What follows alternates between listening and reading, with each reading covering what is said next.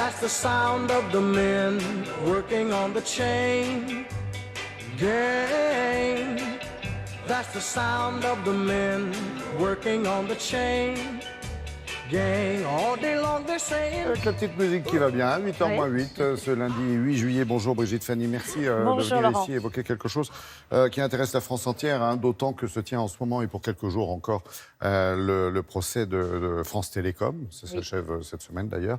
Et donc à cette occasion, il y a d'ailleurs, enfin je ne sais pas si c'est à l'occasion, mais en tous les cas, c'est dans l'actualité, il y a un psychiatre qui dénonce les modes de management en France, qui généreraient plus de souffrance en fait au travail dans notre pays qu'ailleurs, hein, en Europe. Et oui, et les enquêtes le montrent. Une enquête récente a montré que 25% des salariés en France souffraient d'hyperstress, c'est-à-dire un stress aigu.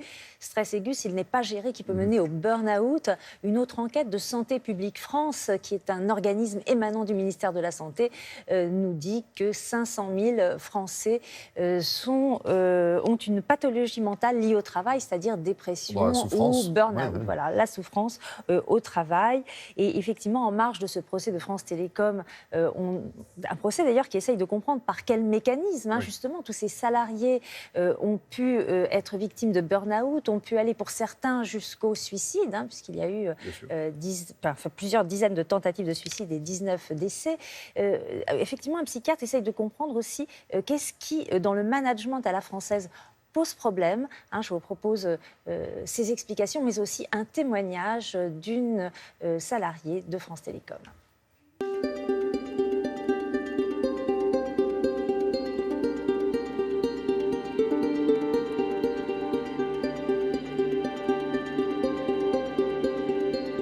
Quand j'étais en poste à France Télécom, j'ai été malheureusement confrontée au burn-out du fait qu'il allait falloir faire partir 22 000 personnes. Ça a engendré automatiquement des nouvelles conditions de travail parce qu'on allait devoir travailler à moins de personnel pour faire encore plus de travail et avec des objectifs inatteignables. Et donc moi, en étant déléguée du personnel à l'époque, le burn-out est arrivé et avec une tentative de suicide sur le lieu de travail le 26 avril 2011.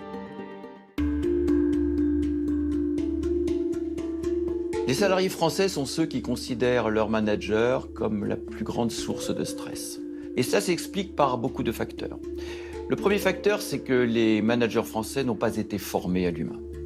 Dans ces grandes écoles dites de management, on apprend tout sauf le management. On apprend la finance, la stratégie, le marketing, mais l'humain, ce que c'est qu'un être humain que vous allez avoir à encadrer, à diriger, à soutenir, etc., n'est absolument pas appris. Et cela a des conséquences dramatiques, en termes, par exemple, de reconnaissance au travail. Nous sommes le pays dans lequel la reconnaissance au travail est la plus faiblement perçue.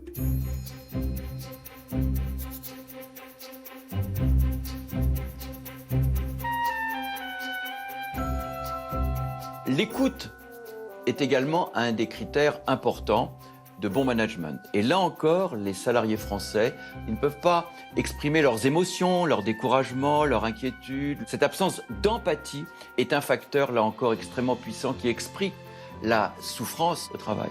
Un autre facteur, c'est que, évidemment, l'humain a complètement disparu. C'est l'entreprise elle-même qui fait finalement de la performance économique le seul critère, même si c'est un critère important, qui doit guider une entreprise. Il faut être très active dans sa guérison. Donc moi, en effet, j'ai un suivi psychologique avec un psy, j'ai un traitement médical avec antidépresseurs. Et moi, ce qui m'a beaucoup aidé aussi à réduire les médicaments, c'est d'aller tous les ans faire une cure thermale. Maintenant, j'ai plus besoin de cacher pour dormir. Parallèlement à cela, j'ai mis en place aussi un suivi avec des groupes de parole. Je vais voir aussi une hypnothérapeute. Il faut tout un ensemble de choses pour essayer d'émerger la tête hors de l'eau et d'aller mieux. Chacun sait, mieux vaut prévenir que guérir, et c'est possible, Brigitte Fanny. Mais bien sûr, en remettant justement de l'humain dans le travail, dans les relations hiérarchiques, valoriser, reconnaître les efforts qui sont accomplis et pas simplement les résultats qui sont obtenus, et puis dire merci aussi à ses collaborateurs, par exemple. Et bien sûr, il y a énormément de livres qui sont parus ces derniers jours sur cette souffrance au travail. C'est vraiment un problème majeur. Donc je vous conseille, si vous voulez, le livre de Gilles Tenot et Géraldine Lemoine, Toxic Handlers, les générateurs de bienveillance en entreprise, chez Odile Jacob, Dr François Baumann, Éliminer la souffrance au travail, chez Josette Lyon, et Luc Biette, Guide d'autodéfense du licencié. Robert Laffont. Voilà, 3 conseils de lecture. Merci Oui. beaucoup, Brigitte Fanny, d'avoir évoqué ce fait d'actualité.